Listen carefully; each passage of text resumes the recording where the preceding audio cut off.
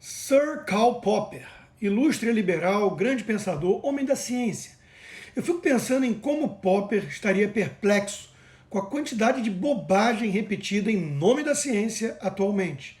Aqueles que desejam politizar tudo, até remédios, insistem na falácia de que o tratamento imediato teve a sua ineficácia comprovada. É pura ignorância ou má fé, coisa de quem não faz a menor ideia do que seja o processo científico. Testa-se uma hipótese, buscando sempre refutá-la, nunca comprová-la. Isso para impedir o viés de confirmação, a seletividade dos dados, o cherry picking. Se você só viu cisnes brancos até hoje, isso não lhe dá o direito de repetir em nome da ciência que cisnes negros não existem.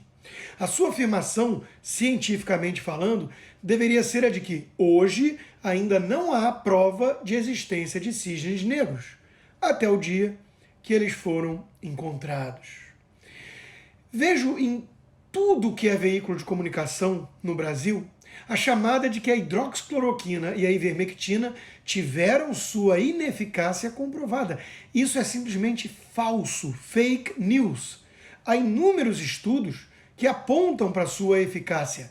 Há também a observação médica de quem está na ponta cuidando de pacientes, não lacrando entre uma música e outra. O que não há ainda é o tal teste padrão ouro, que não existe para cerca de 90% dos medicamentos que utilizamos para várias outras doenças. Pode ser que o troço seja placebo, afinal de contas? Até pode, mas há indícios de que não é esse o caso. Não obstante, jornalistas arrogantes e ignorantes adotam narrativas imbecis, tudo para atingir Bolsonaro, e o fazem, o que é pior, em nome da ciência. É de arrepiar.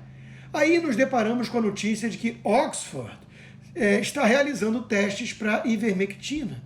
A revista Exame deu a notícia, primeiro, de uma forma normal, objetiva. Depois, apagou e passou pelo filtro do lacre. Olha só. Reparem na torcida do contra, na distorção e na manipulação dessa nova chamada. O corpo da matéria, porém, não esconde a expectativa de sucesso com um remédio para parasita. Corona lovers e pandeminions não conseguem mais esconder que torcem contra o tratamento. Tudo por ódio ao presidente, é doentio. Mas deixando de lado o resultado, por enquanto, cabe perguntar, mas se há ineficácia comprovada, então por que Oxford vai realizar testes para averiguar a eficácia? Isso quer dizer, pasmem, que ainda não há a tal ineficácia comprovada? Isso quer dizer que a nossa imprensa em peso mente para o seu público? Tudo para fim político? Que coisa feia, né?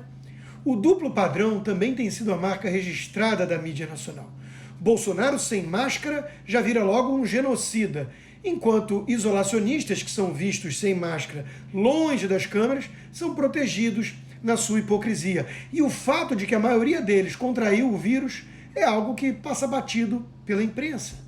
Enquanto isso, o Papa, sem máscara, toca na mão dos fiéis. Seria o Papa um genocida negacionista? O presidente Bolsonaro, com sutileza, passou o recado aos jornalistas, dando apenas bom dia e mostrando essas imagens.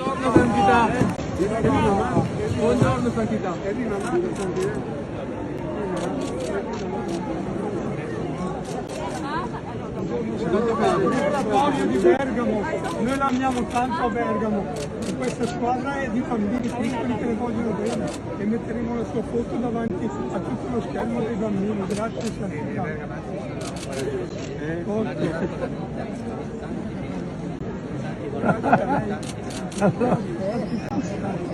Sant'Italia. Viva il Papa! Papa Francesco! Viva! Viva il Papa! Sunisello, le hanno mandato delle lettere. Aspettano la sua risposta. Un quaderno con tante lettere. Grazie, preghiamo per lei. Papa! Sim, desculpa. Não. Uma liderança verdadeira precisa demonstrar coragem e fé. O Papa, sem máscara, toca nas pessoas, pois se proteger não pode ser a única meta de um líder. Mas vai explicar isso para quem acha que o ícone da liderança nessa pandemia é um governador hipócrita, falso e que diante das câmeras aparece até com 2 máscaras se for preciso dentro do banheiro, mas depois vai para Miami relaxar da sua afetação de falsa virtude. Por falar nesse tal governador, uma coisa ele faz muito bem: persuadir jornalistas a nunca o criticarem.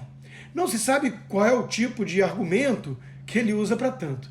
A minha colega de bancada, por exemplo, gagueja muito quando o tema é a gestão doriana. Também não é para menos.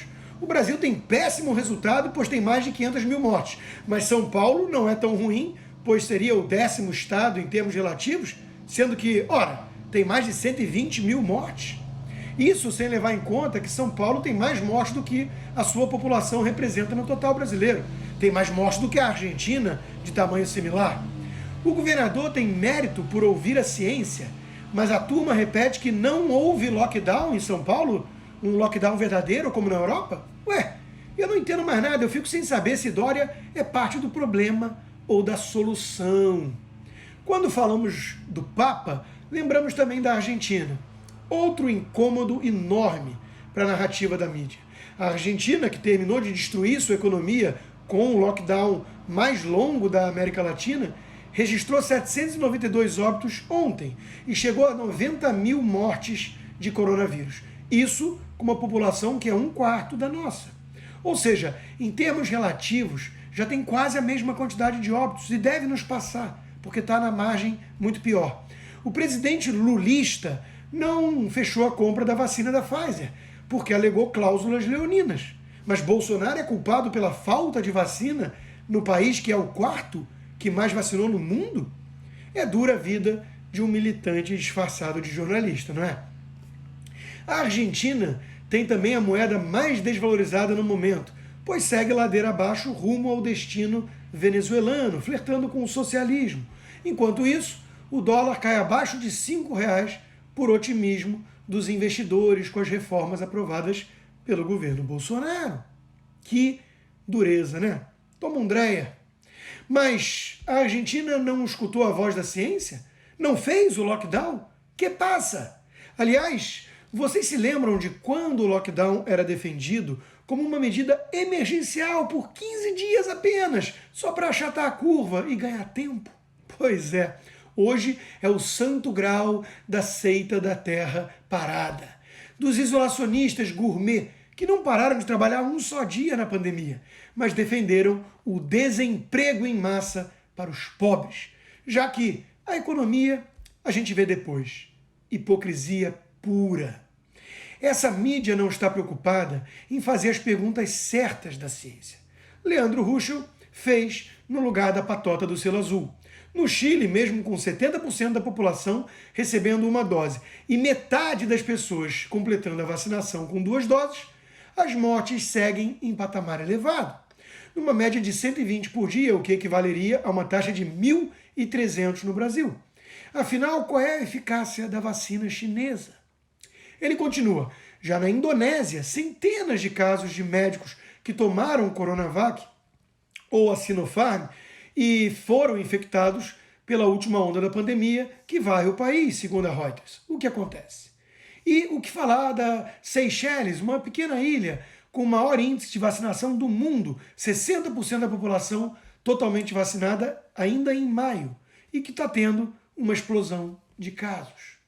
Já no insuspeito New York Times, jornal muito sério, segundo os esquerdistas, há uma reportagem mostrando que vários países, 90 países, apostaram na vacina chinesa e agora enfrentam um surto de Covid.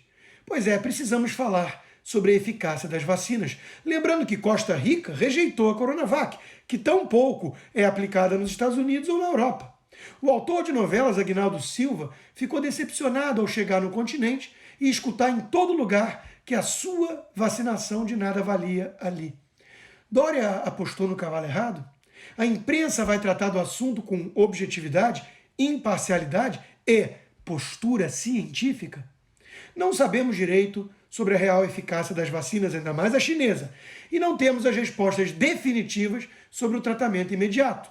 O que sabemos, com alto grau de certeza científica, é que a nossa imprensa tem a sua ineficácia comprovada. É muita militância e pouca seriedade.